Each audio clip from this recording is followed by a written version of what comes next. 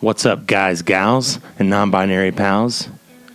It's your pal, Jacob, from Who the Fuck Closed Last Night. Notice I didn't call you closers like Chad and Ben did. That's because I want to highlight our openers. Because without you, who would we have before the closing shift to work an entire day without filling the ice bins, without bussing a single table, or without even getting us a bank for you opening managers for the bar drawer? We really couldn't do it without you. And we wouldn't have anyone to come in after a long night of closing and ask, who the fuck closed last night? In this episode, me and Chad, we get a little serious. I also wanted to point out the fact that we really recorded these episodes a few months before this release date, so things have changed for us since then. And that's really the topic of the episode. Service industry changes and shifts a lot. I'm sure all of you in the industry really understand.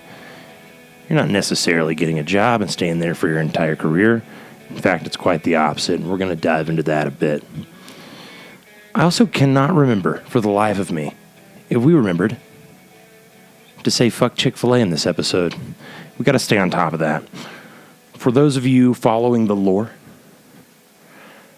I want you all to go check out Dr. Pepper's 2011 campaign for their product, Dr. Pepper 10. The slogan was, "It's not for women." If you know, you know. It's a real thing. Check it out and enjoy the podcast. Whose Chick-fil-A is this? Who the fuck closed last night? Fuck Chick-fil-A. Fuck Chick-fil-A. How did you? I'm glad we got that out. You got that out. I got that out. It was a little unrealistic because it was a Sunday brunch, but that's okay. That's all right. I just No, though they would have bought the food on Saturday. You're right. You're right. Exactly. Yeah. Yeah. Well, dude, we're back for another episode here, and Back here. Some things have developed in the for you. Yeah, we've got a fresh live experience to share. Once again, I'm Jacob, and I'm Chad, and this is Who the Fuck Closed Last Night. Ooh, that was rehearsed.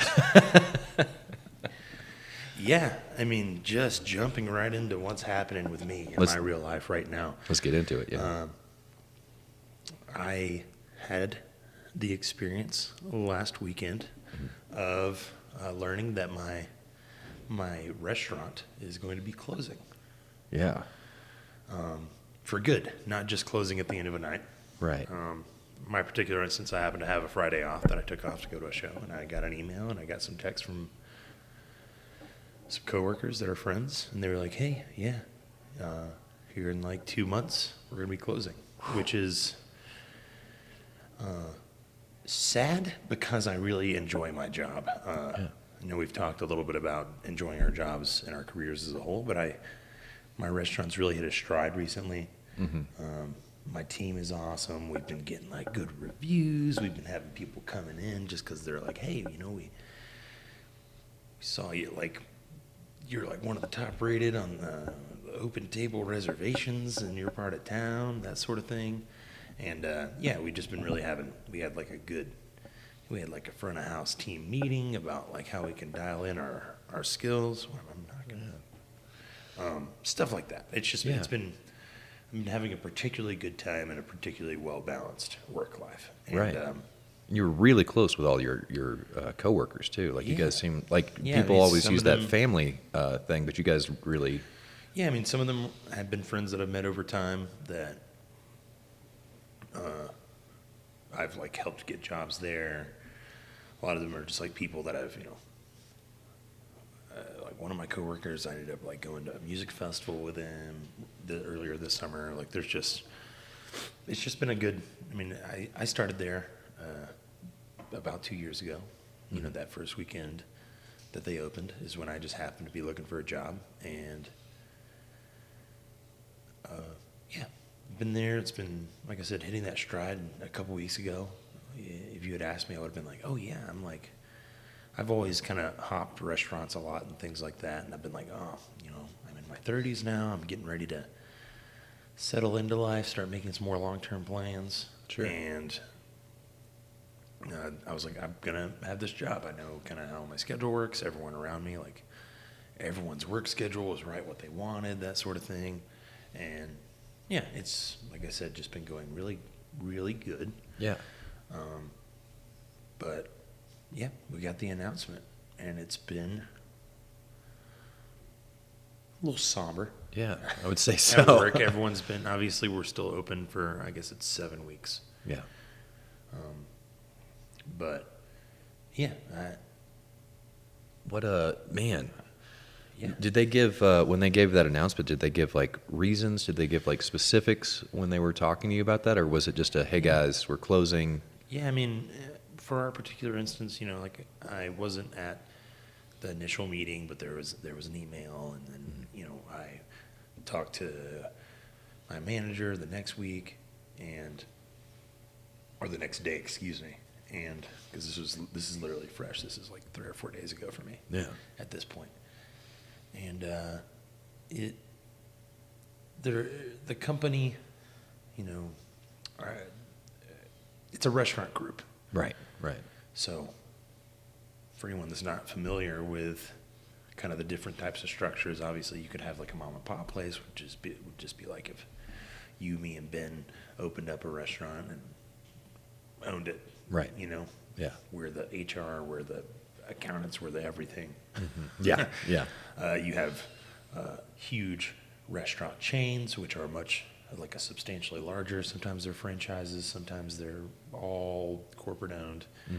And then there's like restaurant groups, which typically have like an initial restaurant that they open, and then they open up other concepts. Right. Yeah. So that's the case of the company I'm with right now. They own like 10 restaurants or something like that. Sure. And basically, we've all discussed a lot. There's been a lot of speculation. We haven't really gotten any. They don't know us that information, right? As far as anything legal or anything. I'm actually in a very fortunate scenario, because a lot of times you hear. I mean, they had a couple other restaurants, like a cocktail bar that I worked in that closed earlier this year. Yeah. And it was like on like a Tuesday or Wednesday, they were like, hey, this Saturday is the last day of our service. Yeah. As in, like, everyone that worked there was like, oh, in 5 days I will not have a job. Be unemployed. Exactly. Right. And that is, from what I've seen over time, way more typical. Mm-hmm. I mean, I've even heard of places that, like, day of, like, you could be, hey, I have a shift at 3. Yeah. And at 2:30, maybe 1 if you're lucky, you get an email or call. It's like, hey, don't come in tonight. The restaurant is no longer in operation. Yep. Or even you roll up and there's a note on the back door. And it's locked up. I've seen that. When I was beer repping in Dallas, there were 2 accounts that I had where I was told to go try to figure out how to get in the building because they closed without notice. And both times I ran into employees that were like, "Yeah, I showed up for work," and this was like a manager. Showed up for work today, and there was just a sign on the door that said, we're closed, and I found out I did not have a job In today. real time. In real time, yeah.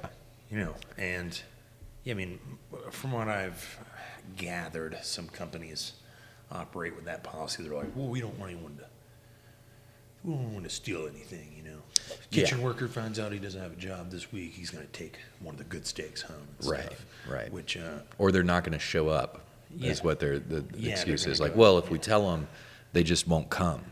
Yeah. And, I mean, that's obviously a big, risk. I mean, for instance, one thing with my restaurant, they went ahead and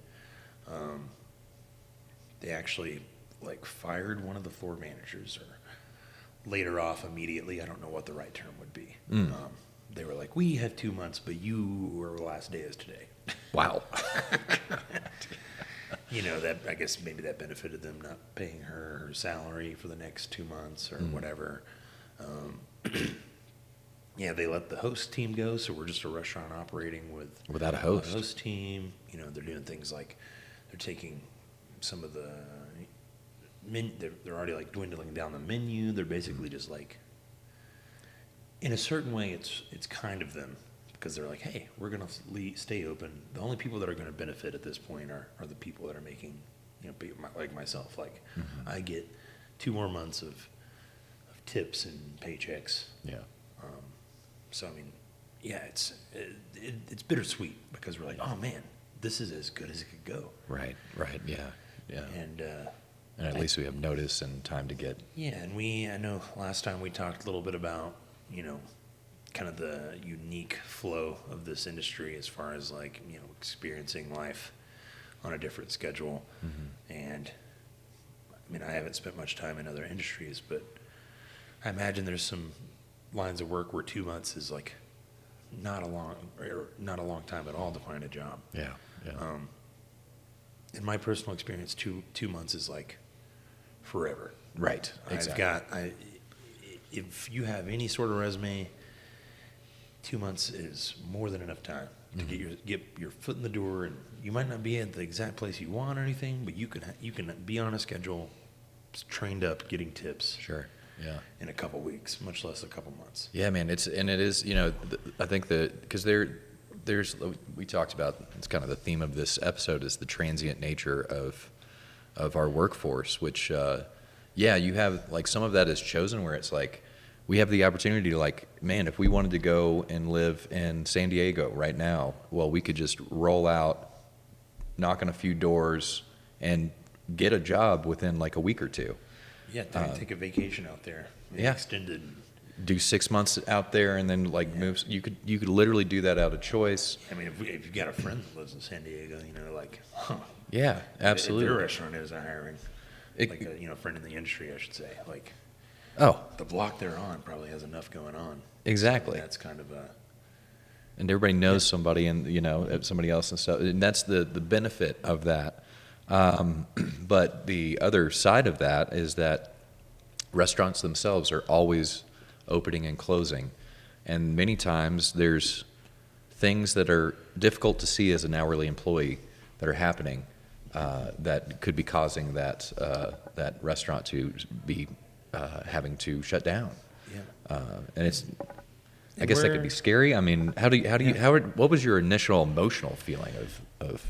I mean, my personal reaction, because I woke up kind of late in the day, and I was going to a show that night. I had my coffee.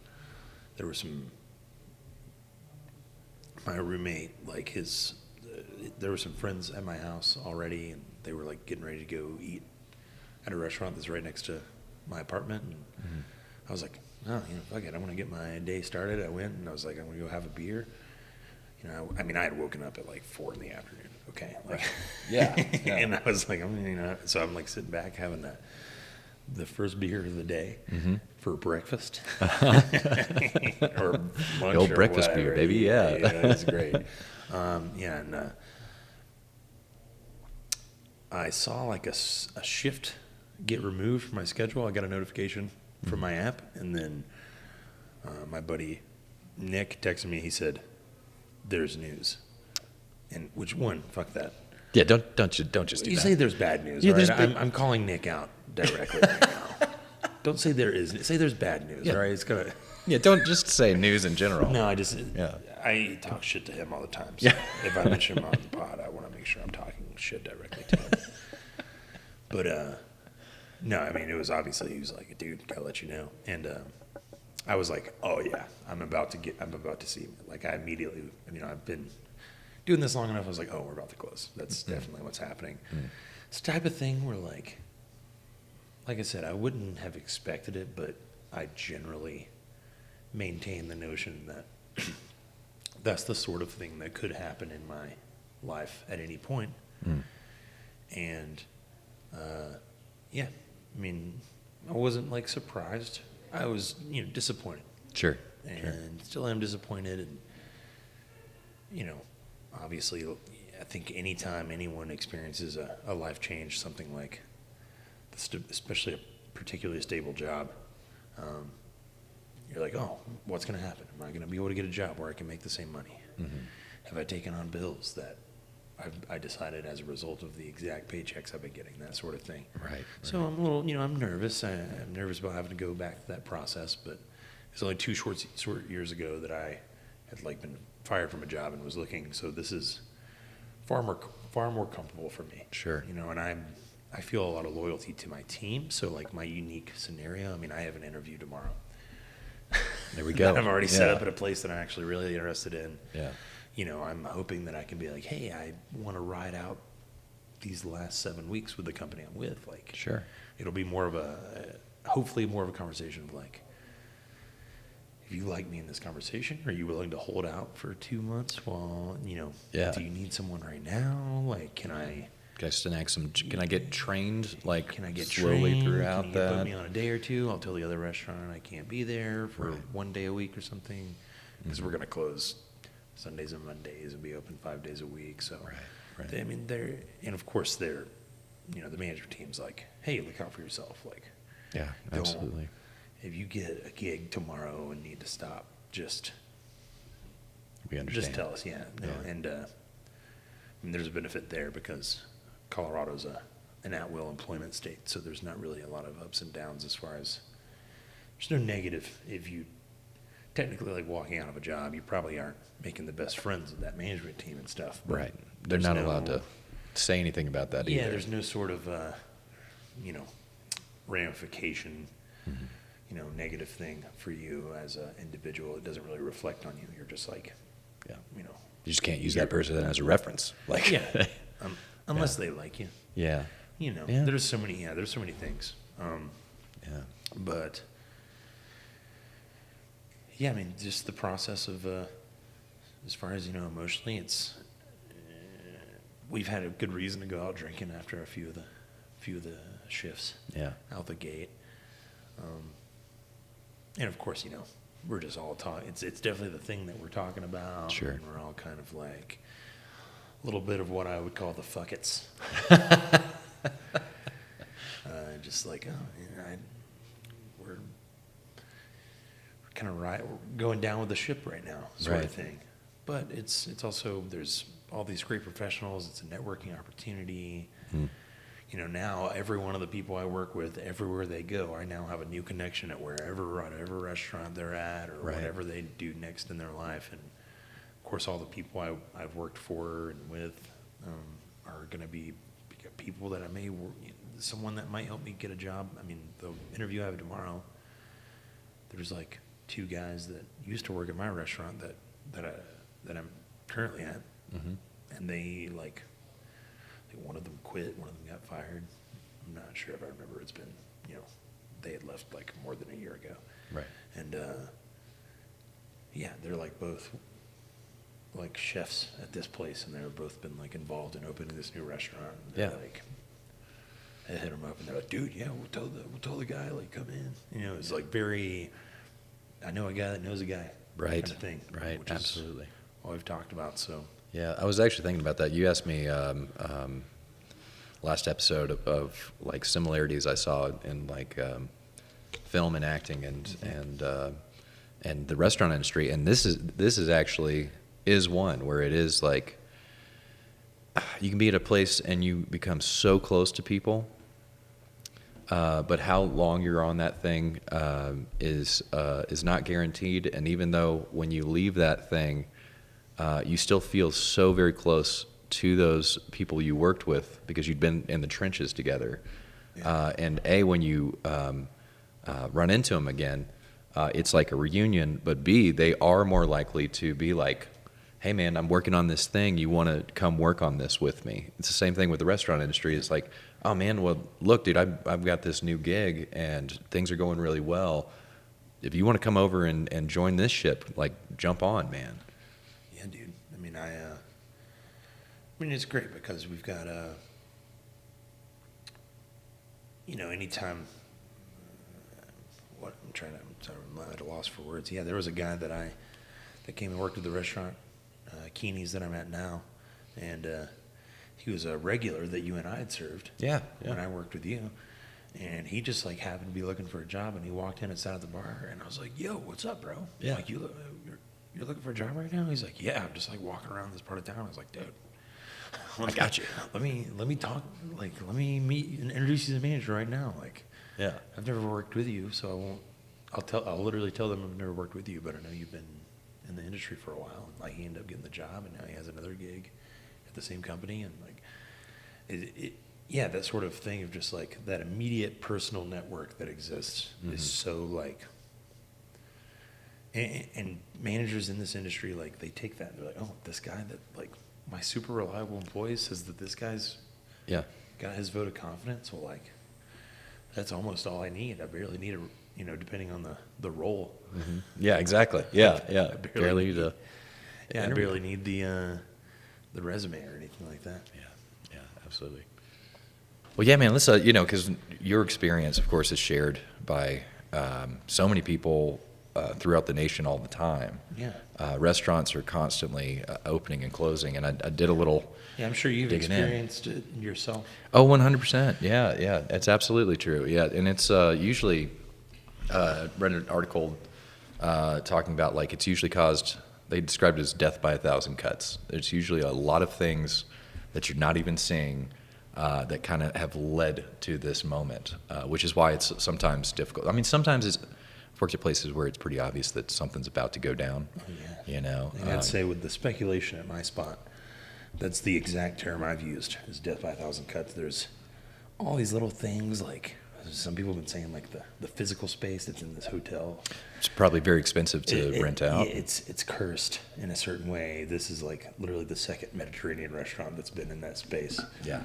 In a perfect world, another person opens another Mediterranean restaurant there, and it also closes down after a few years. No, but right. There's like, the specific examples, like we have this wood fire oven, and it's developed by this company who, and this is a common theme with a lot of products and a lot of industries I've found out. Like they have a proprietary like venting system, and every part of that oven is like there's certain. Maybe they have a patent for a certain piece of technology on there, but like you can only hit up that company. And of course, with their process of installing these over time, they're still the only company that can maintain it. Right. So like if they're like, oh yeah, we're the only ones that can fix it. We're controlling the cost. Yeah. So it's obviously going to be expensive. Right. Because we want money, because that's how the world works. And it's also going to take us 4 months to fix it, even though I know it broke yesterday. Yep. But we had an issue like that. We've been running without our wood fire oven, which was like a core part of our menu. We had to shift everything. There's a bunch of little things like that. Yeah. Oh, that's one that they mentioned. It's because your restaurants are so specific in that you're dealing with, while you are run like a regular business, you're a business that has product that can expire, which is just waste and just loss of revenue. Depending on the menu is the menu is so very important because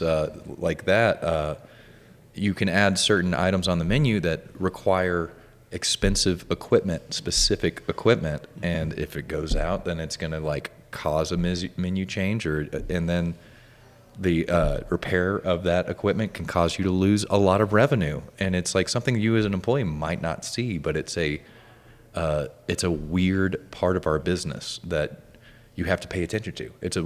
You're constantly juggling these things, and unless you're like, a huge corporation with 60 locations, if you are just a restaurant group with 10 locations, a specific location can suffer something like that causes them to suddenly be in the red. Yeah. Yeah, I mean, and for us, and it's sort of my criticism of, with a big corporation, say something, you had Denny's. Right. Denny's can definitely afford to have some places that don't make money, as far as that individual location could totally be in the red. Right. But there's still, there's still a profitable company. It's that brand. With a restaurant group, each of those businesses kind of runs on its own. Right. And I know an issue, one of the things they did tell us is that, we have investors, we have people, there's people that are, their money's making money by, them just being wealthy people and being involved in boardroom meetings about profits.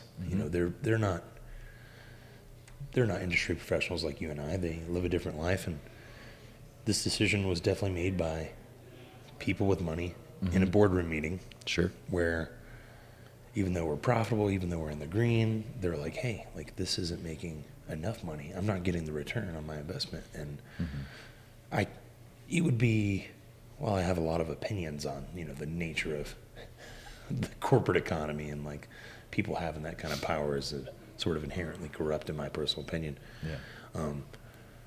I can't be like, find these guys' names and Right. say fuck you, right? Yeah. Like, it's like they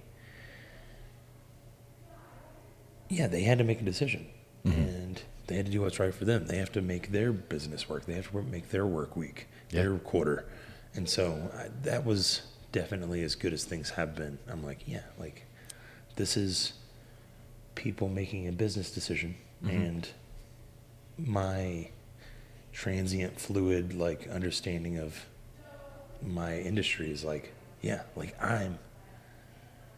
my skill set applies to where I can do this. Yeah. And right now, this place, for one reason or another, is there's no opportunity for me to do that here. Sure. So, but it underscores that, Yeah. my drive in a career-oriented sense, like I want my skills and my knowledge to be applicable anywhere. Right. And,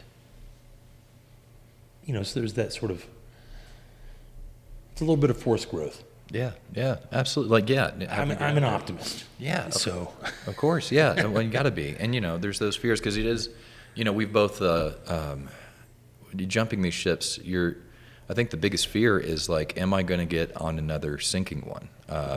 We've both been involved in openings of new restaurants too, which is, according to this article, is like, that's really where you can see some early signs of whether it's going to work out or not. And I've been involved in restaurant openings of new places where I was like, oh, I think things are not going very well here, and I don't know if they're going to, because there's all kinds of like, oh, we're opening this new place, it's going to be so awesome, and then you see so much money being spent on certain things, and you see delay after delay. And then one of the things this article also mentioned was relying on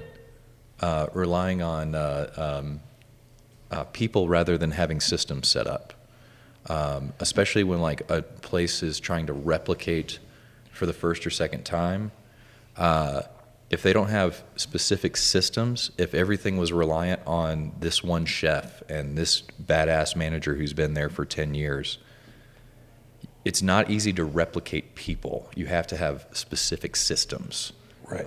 Locked in for training new people to be able to replicate your brand. And you can be right off the bat screwed over before you get out of the gate. Yeah. So there's so many of those factors, but I think what you also mentioned about these investors that are thinking about totally understand that. It hurts so much more for these mom and pop places when they close, because that's what happens where they get you walk up and you see the sign. And while it does suck for that restaurant owner that they no longer have that restaurant, they might be in debt. For your employees, all of a sudden those people are unable to pay the rent. They're unable to go to the grocery store, and that like is so much more. It can be so much more devastating, and I do have more empathy for the employees in that situation. So I'm thankful. Like you said, I'm thankful that your place was like gave the heads up of like we're going to give you time. That is uncommon. It is. I don't even know if there would be a way to quantify how frequent that is, but I mean, everyone in our space, we were like immediately felt like that was a compassionate thing to do. Absolutely. Was to give us that time frame. Yeah. And that is it's as good as it gets, man. Totally. Because you get fired from a place, it's like don't come in tomorrow. Yeah. Or you quit a place. I mean, there's that balance of 2 weeks notice that you give to employer, but employer doesn't have to give to you. Yeah. Which is maybe even an entire other conversation. Yeah. But yeah, they.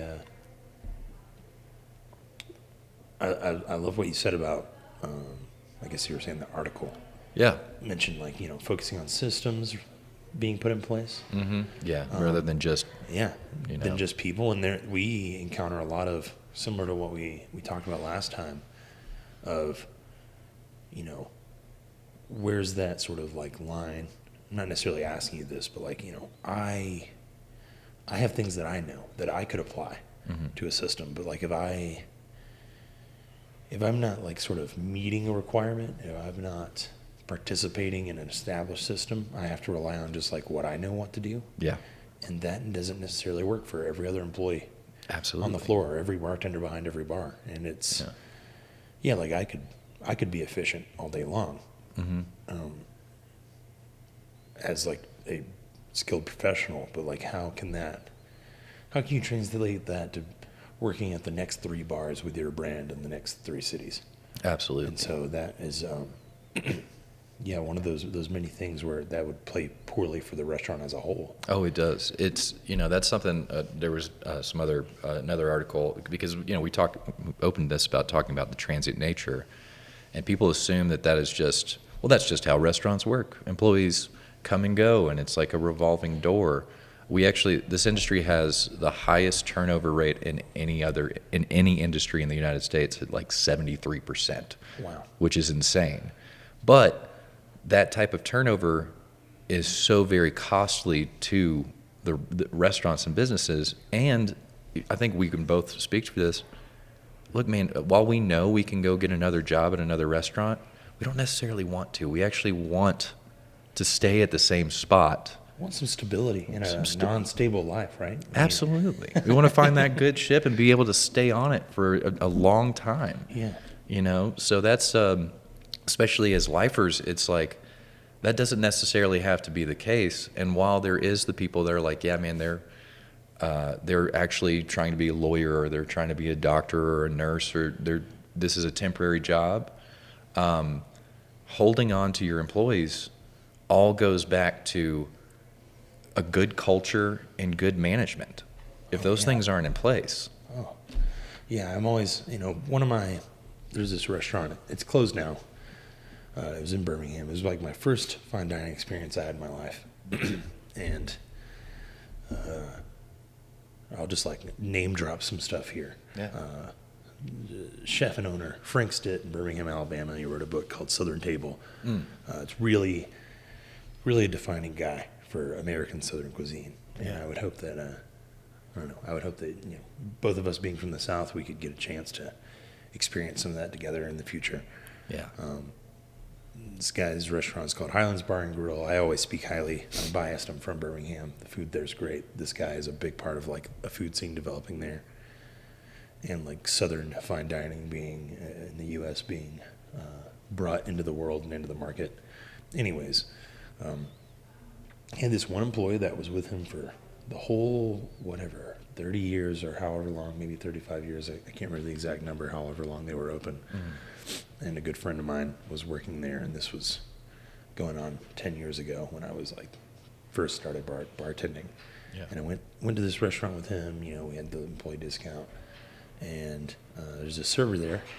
I'm hoping I remember his name correctly, Goran Avery. And I just remember this is one of my first experiences with seeing fine dining, seeing how professional these people can be, how far someone can go in this industry. Yeah. And this guy, he had a whole career at this place. He, like anyone who was anybody that, all the people with big money in the state that frequent this place, like this guy, he doesn't just know them, he knows how they like everything. Yeah. Like he probably, if they had a certain table, like he probably at the beginning of the shift, they're like, hey, Gordon, you're getting this guy. Movie stars probably, like all sorts of people. And they're like, yeah, you're going to be the guy. As far as we know, that's where, that was a core part of their business. Obviously, he's not the only skilled guy in the world, but like his face, his execution of that system that was set into place. He probably was a very, pivotal person in defining those systems with whatever his experience was. Over those years, he became, the person that implemented those systems so that new servers could come in with varying levels of experience. and be like, hey, do it like this guy. Like, dude, this is what we do here. Yeah. And yeah, so there's always going to be that overlap. Sure. Right? Because, he had that stable career. Yeah. He built his retirement, built his life. I remember having my mind blown because they're like, yeah, he drives a new Mercedes. I mean, this guy, I think when I met him, he was definitely in his 50s or something like that. I mean, this guy had put in a life. That was like the first lifer I saw. Yeah. And he had that opportunity. Right. And that's like the type of thing to strive for. I don't know if I would want to be somewhere for 30 years. Sure, but like you can have, But you can do that. you can do that. You can set up that culture. That it is not this mindset of like, oh, you always need to be hiring. I mean, like I found these other numbers where it's like, all right, so for turnover, when you turn over a manager, which again, we keep coming back to, it is so important. Management's everything. Management sets the culture of a restaurant. Mm-hmm. Turning over a manager on average costs a restaurant $13,867 for a year. So and that's just one person. you replace one manager at one point in the year, and it costs shy of $14K. to just replace them through training and everything else. And for an hourly employee, it's $3,500. So even your server bartender, you're having to rehire somebody. You're having training is costly. And so you're losing money every time that happens. Yeah. And yeah, sometimes it's unavoidable, but if you're not treating your employees well, your turnover is going to be higher, and you're never going to get a guy like that that's going to stick around for 30 years, who is going to make you more money, and that culture trickles to your customers because they love to see the same people when they walk in. Yeah. They want that guy, Jacob, that knows my drink when I sit down. Mm-hmm. It's one of my favorite things as a bartender is like having somebody sit down where they don't even have to say a word because I know exactly what they're about to drink. You see them walking in the door and you start making the drink. Oh, dude, come on. Yeah, and they're like, maybe the 10th time, they're like, yeah. Exactly. Yeah, dude. Yeah, I'm my next few weeks is me breaking the hearts of those people. Oh, man. Yeah. Not that they can't find another place to get in Manhattan or whatever, but sure. But your regulars are everything. Yeah, I mean there's a workday joy on Thursdays when Holly and Dan come in and she's got all the allergies.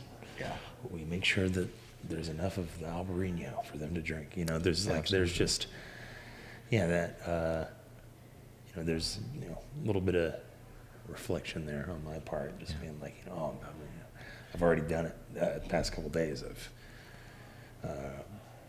told some people, sympathy tips on the way out. That's a little industry tip for you if you're in a scenario. Yeah. It's like, if you break your arm, just wear the cast. Oh, yeah. Yeah, absolutely. I think I still got this thing on. Little sliced pinky there from a wine glass. Exactly, yeah. Industry hazards. Industry hazards, baby. Yeah, absolutely, man. But yeah, it's expensive to... so you said, I just wanted to reiterate that number real quick. You said around $3,500 on average? For just an hourly employee. But so you got a restaurant, let's just say, 20 people. Yeah. And there are 73%. I'm just combining some numbers kind of off the dome here. Yeah. You're replacing 15 people at least once in the year. Yeah.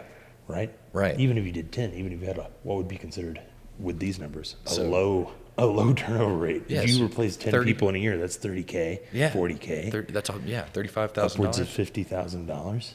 Exactly. And you can't make that in a day. No. If you do, you can work at a place that does $50,000 in sales in a day, which is crazy steakhouse numbers and stuff. Sure. But that's how much you pull in before you pay for the steaks. Yeah. So we're talking. It's like your profit for a week. Your profit for a week, maybe more. Exactly. Yeah. Depending on the establishment. It just goes out. Exactly, and it's completely avoidable. It's completely avoidable with good management systems in place.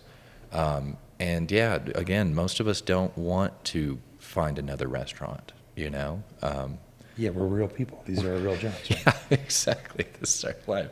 All right, and so talking about all of these things that can lead to closures, to your employees leaving, which can lead to closures.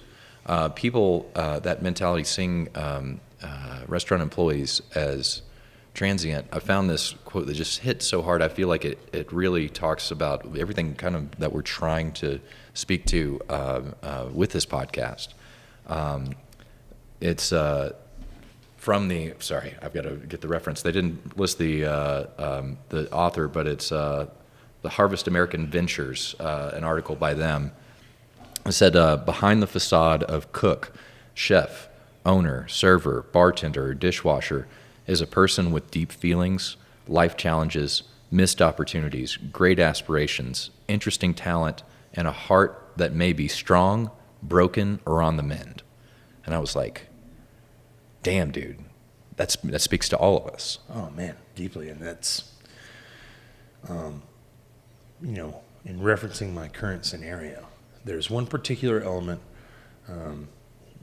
I could probably sit here the entire time and extrapolate on my thoughts and feelings and how this relates to my life.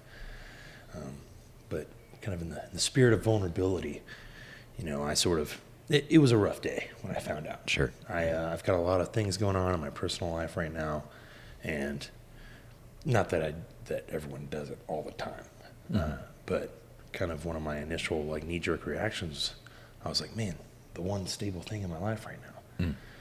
I've got a lot of ups and downs with some other elements of my life, and my income and my job has been really it's been something I've been leaning on. There's something to be said about not putting too much heart and soul into a job sometimes. Sure. To avoid heartbreak, but that's just where I've been. And there's one particular guest who also happens to be an investor in the company, and I really like the guy. Obviously would never try and slander him, and that's why I've also wanted to avoid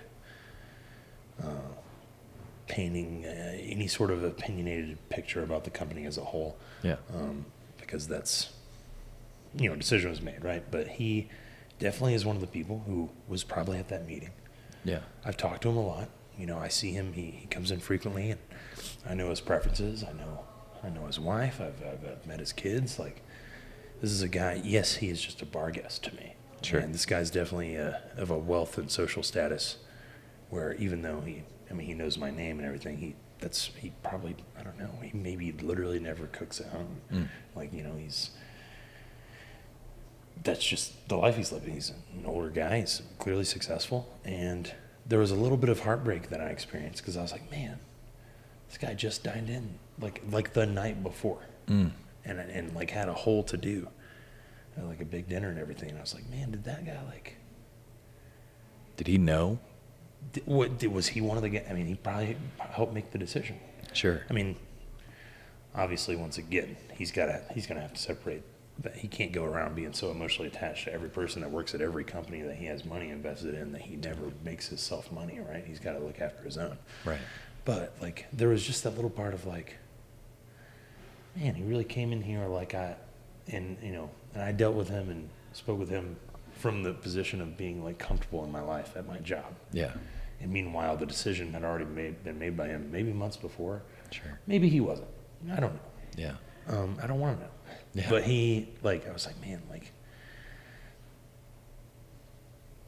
I have some amount of my personal life and, my passions being put into this person who maybe is unbeknownst to me at the time, pulled the rug out from underneath me.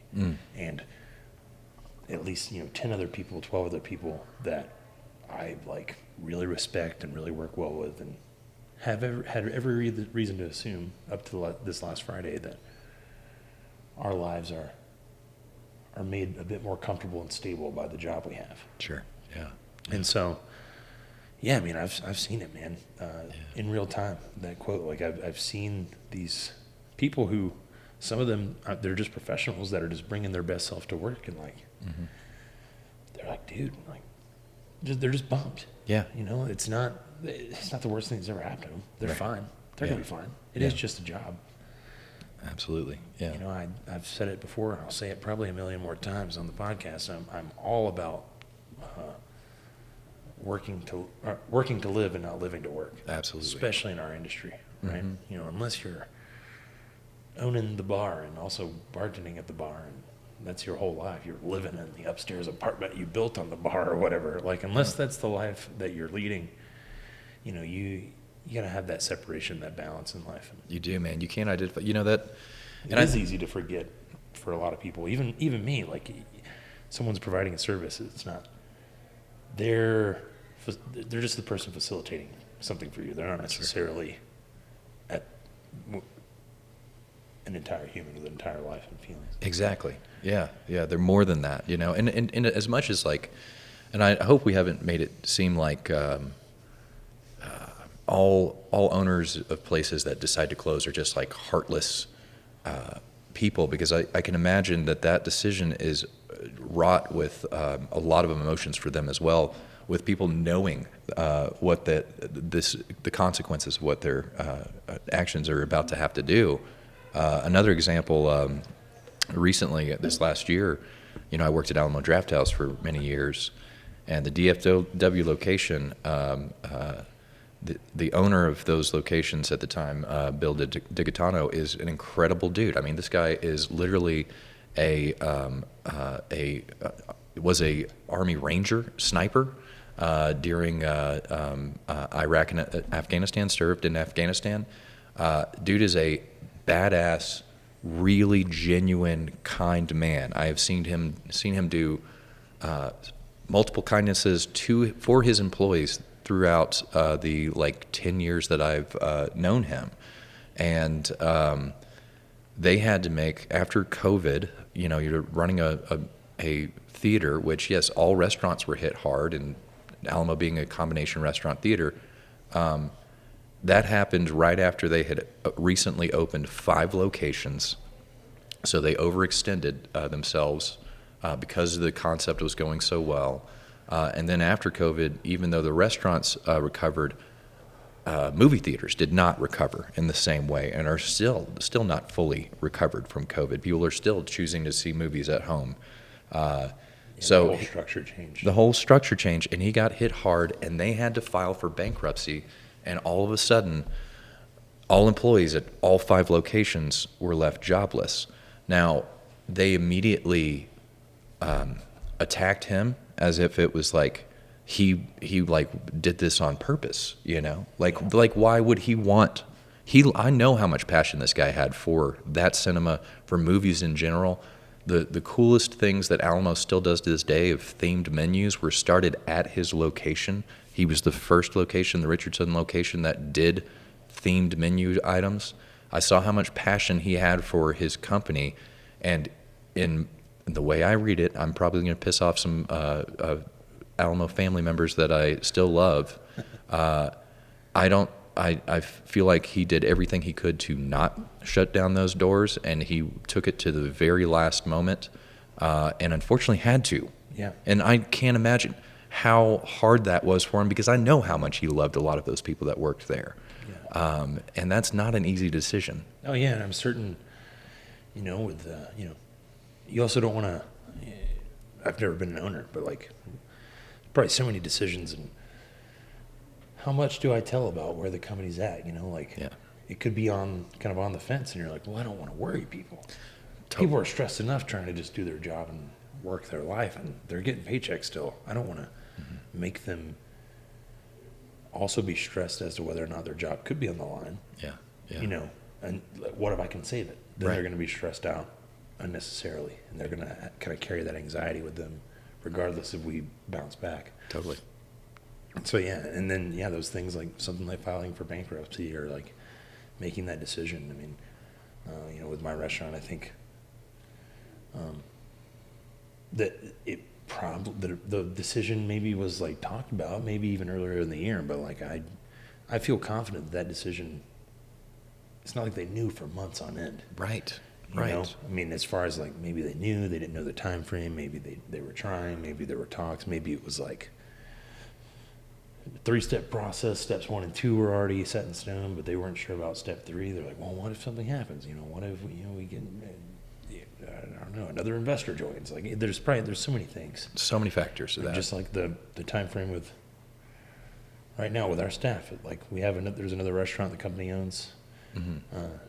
1 block over. It's well, what if there's a mass walkout next month. And they're Sure. like, guys, please, we're going to close the doors early. We need all of you at the new restaurant. Like, Yeah. like we just don't know. There's so many factors I mean, to that. And things happen so fast like that. And so, Yeah, and as long as, and frankly, if going through that, I mean, and I do think that a lot of the frustration with that Alamo closing, similar to the El Rancho closing, we'll get into that. so you mentioned the El Rancho. I don't know. Yeah. You mentioned it to me earlier today, Adam. Yeah, We talked about it we'll here, get in. yeah. Yeah, but was the quick nature, because a lot of those employees did have an identity as an Alamo employee, which is something that's very dangerous. It's a unique space. It's a unique space, but man, like selling yourself to a company like that and identifying yourself, you put yourself in even more of an emotionally vulnerable space if things don't work out. But they did close quickly, and of course, like because of the bankruptcy, their last paycheck, they had to like go through all kinds of hoops to try to even get that, which puts them in a terrible situation. Right. Yeah. Which I get that frustration, and I understand that like is so hard and heartbreaking, and but it's easy to just lash out. I mean, a big part of this industry compared to, other types of jobs is like you're not necessarily looking at getting a severance. No. Depending on how you get paid, that can make filing for unemployment unique because I don't experience this where I'm at, and I don't think you do either. Like I get a weekly paycheck. Yeah. I don't take cash home. Same. And part of my life where, part of a lot of people that are serving and bartending, it's like part of the benefit is you have quick cash. You're not necessarily always reporting that as income, Right. but you're also like, if it comes to an unemployment scenario, you can't prove that you make that money, but you definitely are using that money to buy your groceries, to pay your rent, to pay your bills, to send your kids to school, whatever. Like, Yeah. you might have those nights where you're like, well, I didn't report that, so I can't say that's how much to an unemployment office. And Yeah. I've been fortunate to never actually go the unemployment route. Yeah. Through that's my personal life experience, but that's only a certain percentage, right? Yeah. And you're going to have less money in a given week. Let's say you got 2 weeks a month. That's a long time. That's a bill cycle. And if it's cut even lower by your income not actually being, you not being able to prove that income, you're at an even smaller amount. Yeah. While you're, and you could be out of work that day. Yep. God forbid you're like me and probably a lot of other restaurant employees where you let yourself get in that cycle where my dinner I planned Friday night is going to be funded by my Thursday night tips. Right. Exactly. Or my Friday morning that paycheck tips. to paycheck and lifestyle. And you roll up and you're like, oh shit, I better cancel the reservation. My restaurant's closed. Yeah. That's probably all too real to any of those Oh yeah. Yeah. Because servers out there, bartenders listening out there. Get your shit together and start budgeting.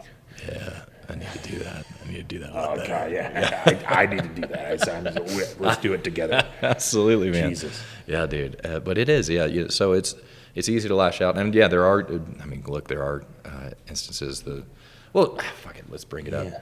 I worked at this place, El Rancho. Yeah, I know you've also had an experience, and I'd want to hear about your experience especially compared to mine, and how that place. This place was in Colorado. I think part of when we met, there was a period of time where I maybe went to this restaurant you were working at because it was in Evergreen, Colorado, right? Yeah, that's right. It's a famous restaurant in Evergreen. Yeah, right up the mountains. Yeah, right over. If you're ever visiting Colorado, check out Evergreen. A lot of those little hikes where you can, walk for half a mile and get a big payout. Yeah, dude. Oh, just outside of Denver. it's beautiful. Yeah, beautiful town. And El Rancho is it is a historic place, but it's also, you want to talk about a cursed space. The amount of owners that this space has gone through. So is it over the years? Is always been called El Rancho? Is that like the? Yeah, and it like used to be. Have they been inheriting the name over and over? Or is it, okay. They have. They used to be right off of I-70 where you could see the building as you were driving by. Mm-hmm. But then when they improved the I-70, they moved it over to where you can't see it. Right, because they shifted the interstate. They shifted the interstate. It kind of goes, there's like a bridge or something. Right? Exactly. So it's gone through ownership after ownership. And when I got on, it was right after COVID. And it had been a brewery restaurant. There was a new owner that came in and brought a very talented chef from Ocean Prime. Now, I mean, this is also a warning to listeners. Like, man, look, if you walk into a place and you can sense that ship is going down, get the fuck off of it. Like, get off of it. Like, start looking for a new position. Oh yeah, yeah. Because there's writing on the wall some places. Oh you know? yeah, I mean that's. You have to look out for yourself. You have to protect yourself. A place. Yeah, yeah. Oh man, you guys said you're ready to hire me right now. Fucking why, dude? This was the exact. I wanted to get back into the restaurant industry. I saw that they were hiring for a bartender. I applied.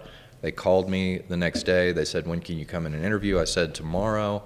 And then I tested positive for COVID, and I called them and I was like, hey man, I tested positive for COVID. I'm going to have to push back the interview. Yeah. And then they called me the next day and said, hey, can you start training tomorrow?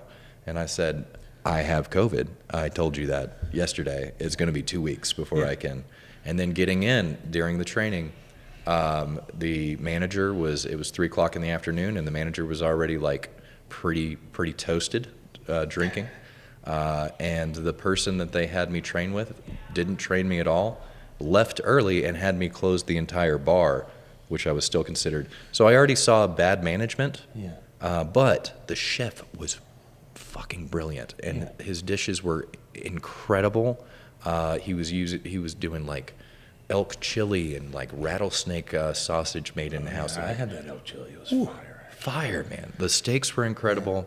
But I can imagine from your perspective at the time, it's like, especially when you really need the gig, you're like, oh man, I could be in here and I could kind of be the guy. I could be kind of that people versus system. It's like, well, this system isn't here, but I know how to make something run. Oh yeah. So I mean, if I can have a positive effect, I could be looking at making my own gig. Right.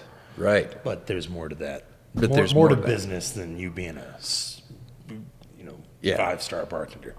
Right. Well, and I did see how, like, I could be, like, I look at these drink recipes, I can improve all these. Mm-hmm. These are all incorrect. The owner, I can fix him. Yeah. Oh, yeah. Both the owners. Exactly. Both owners immediately liked me a lot. But again, seeing those writings on the wall of, like, this management is all over the place. There's no systems in place, in front of house at least. As it continued, I knew I had to get out. So I applied for a place, gave them my 2 weeks. But I would still go back and frequent there. The food was still great. They had opened up the downstairs into this cool bar. Unfortunately, they had overextended themselves.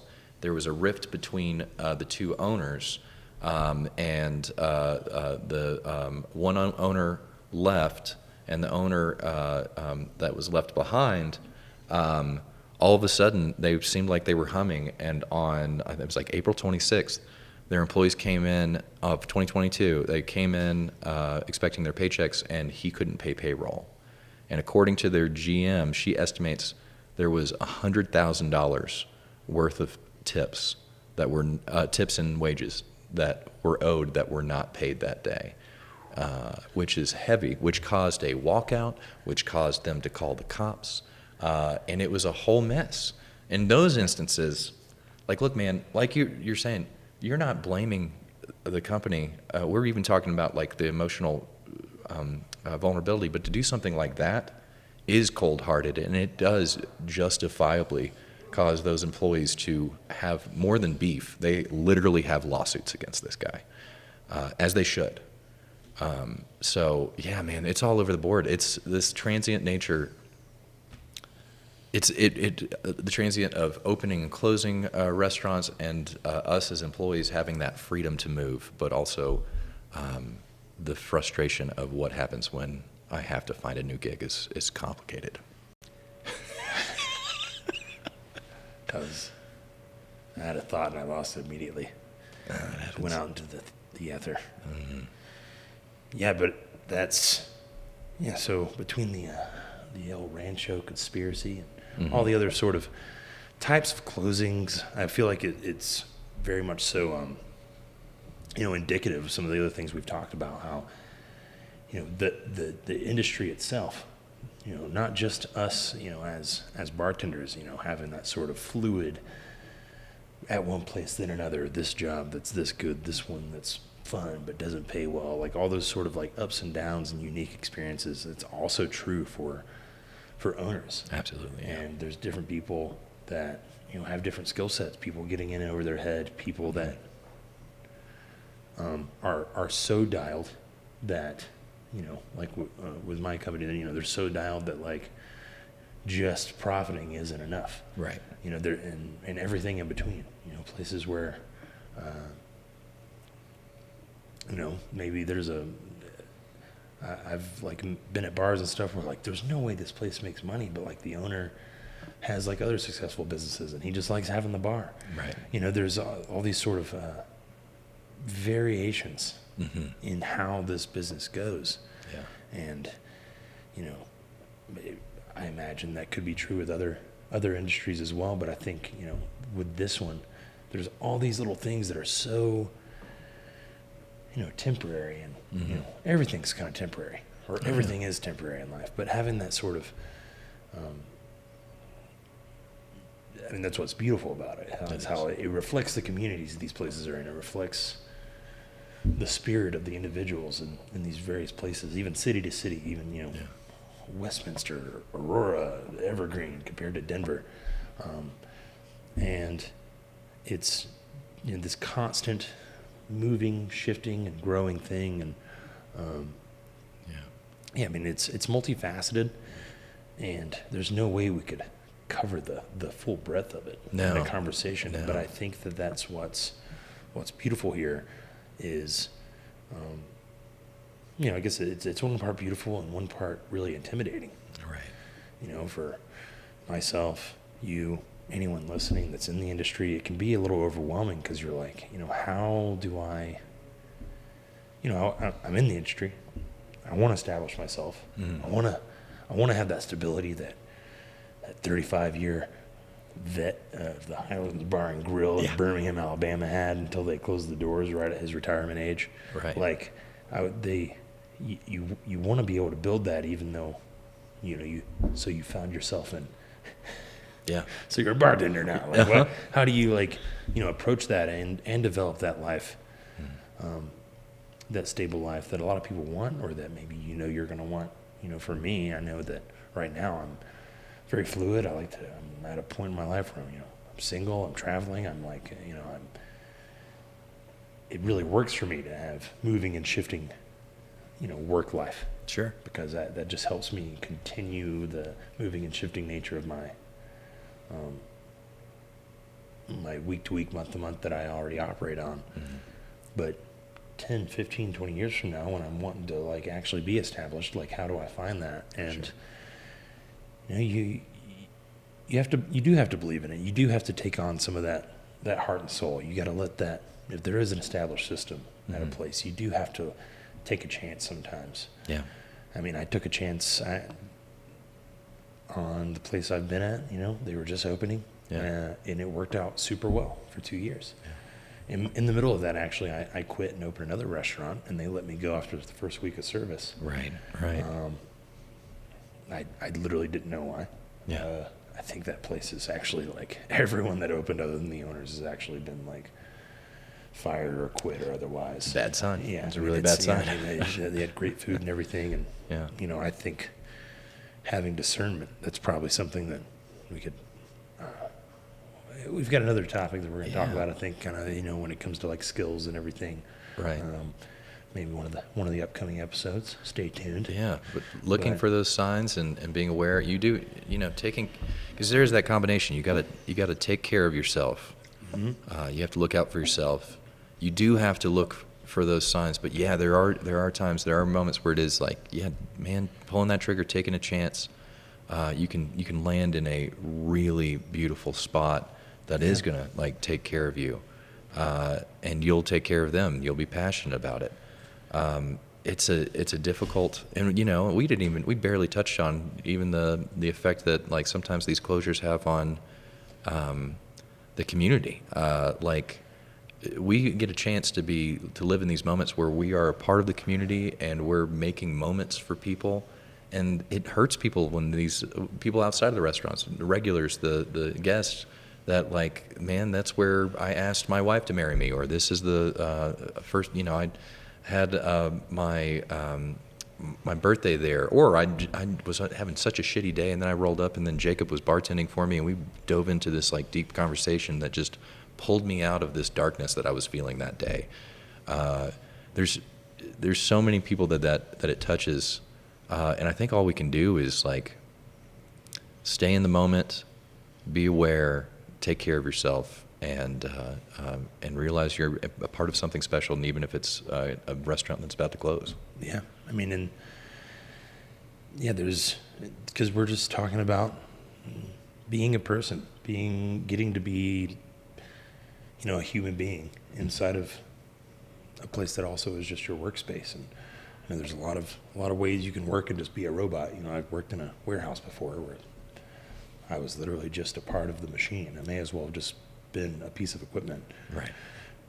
Not that I couldn't make friends there and things, but it's so much the nature of the job itself. And, you know, once again, very, very thankful for the opportunity to, you know, live the life that I'm living right now. And, I mean, it's a catalyst for us being able to sit here and have these conversations. I'm thankful for anyone that's listening. Yeah. Let me share a little bit of my sadness, a little bit of my experience with you. I'm even thankful to be here so that we can have this journey together. Me, you, Ben here, anyone who's having their ears tickled right Absolutely. now. Yeah. And, you know, we're just taking it one step at a time, both here on our sweet little podcast here and in our day-to-day lives. That's right. And we really thank you for joining us. Absolutely. Yeah. Can't wait for next time. And man, this is Who the Fuck Closed last night, man. Yeah. This is Jacob. You're gonna catch him at another restaurant and bar soon. We'll let you know which one. Yeah, we'll find out. Maybe that'll be a longer term gig. Yeah. Don't. By the time we release this, Keeney's will be closed. Keeney's will be no more. Do not go to Keeney's in Denver. Yeah. The first 2 episodes you listened to. We're revealing ourselves Yeah. that we're not recording this 1 hour before you hear it. That's right. As it turns out. That may come as a surprise to you. Yeah. But guys, thanks for coming, man. Big shout out to Ben again. We love this guy. He's been working hard on these videos and the audio and everything. And yeah, we just look forward to doing more of these, man. Yeah. See you at the next opening. Fuck Chick-fil-A. Fuck Chick-fil-A. Fuck chicken. Dude, we'll just spend. Came after the clock. We'll